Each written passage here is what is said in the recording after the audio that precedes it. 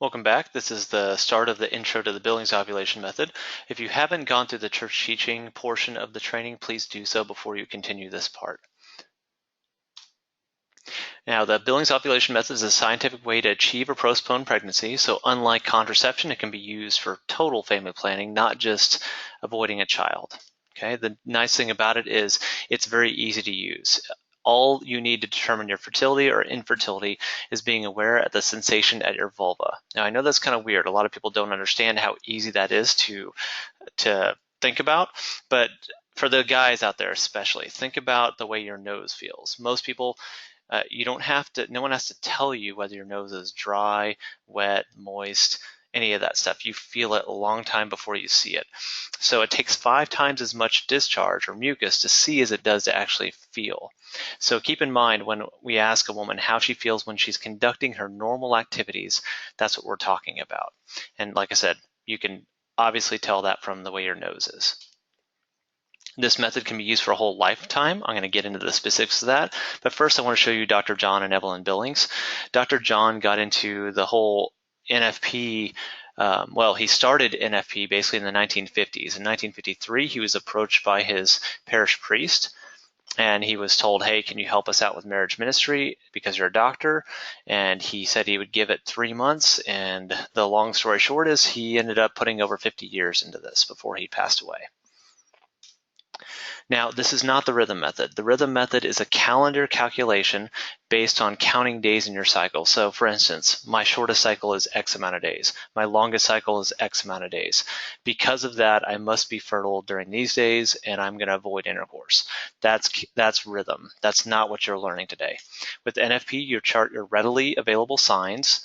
In this situation, we're talking about the sensation at the vulva, and that will help you determine everything you need to know about your fertility, your days of infertility, and of course your days of possible fertility.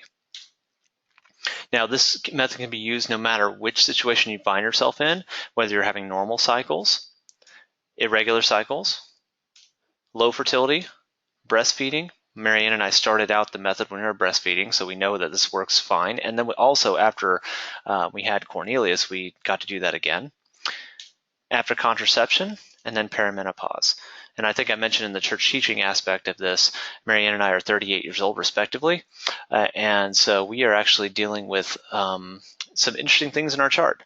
But we've been charting for over 10 years. It's just as easy now as it was then. Now, the Billings method is over 99% effective in preventing or postponing pregnancy here. If you want to know specific information about the trials, please let me know. Most of the trials were done surveyed about 1,000 people at a time, and the virtual pregnancy rate was about 0.5%.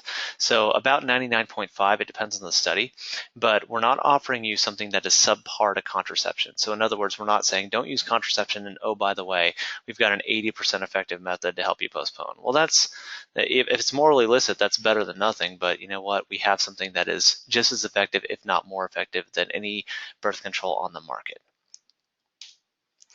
As far as fertility is concerned, both men and women are fertile, obviously. When you come together, that's when you have a combined fertility. So men, their fertility starts at puberty and goes throughout their whole life. For women, it starts at puberty and goes until menopause. When they come together, of course, that's when you, as a couple, have fertility. Now, all fertility is controlled in the brain.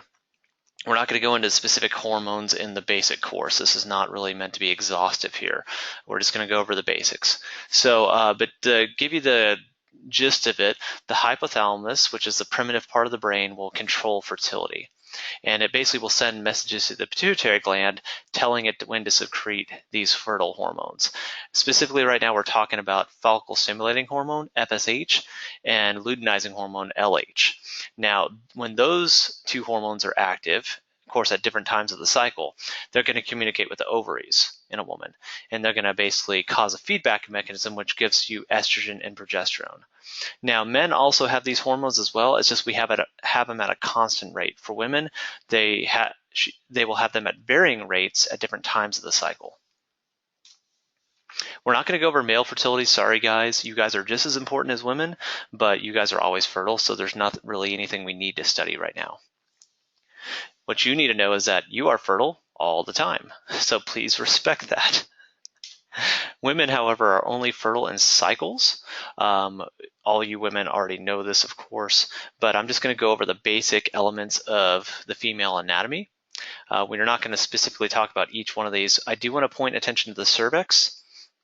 The cervix is the most important thing when we're talking about NFP because the cervix is filled with crypts, and those crypts will produce mucus. The cervix will produce over 40 different types of cervical mucus, so there's a lot that we could talk about here. We're not going to get into specific mucus types during this training.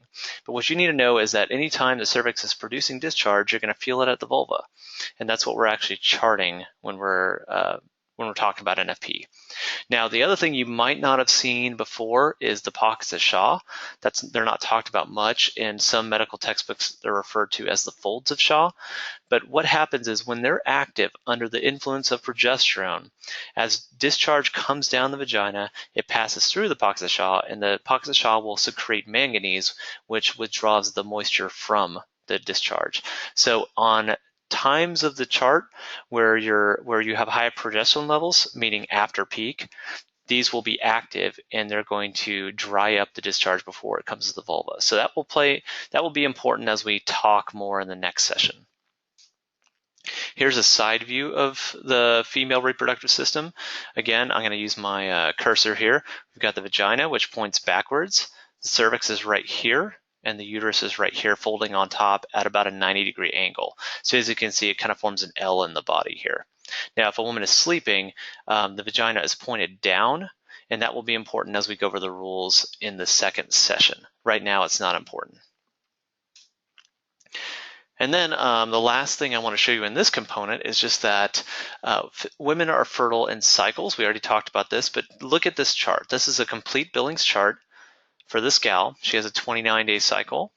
She has menstruation for 4 days at the front. She's got a basic infertile pattern, so she's infertile from days 5 to 10. Then she's fertile from days 11 through 18. And then she'll be infertile from 19 to 29. So keep in mind, the only days of real fertility for her is days 11 through 18. Okay, so recognizing NFP or charting NFP will help you understand what your cycle is going through right now. So in essence, there's not a whole lot of fertility here. There are some days like days 1 through 4 where we'd have to abstain because we don't know what's about to happen. So about half of the chart is available for intercourse, days 5 through 10, days 19 through 29. Okay, the next part of this training will cover the phases of the cycle.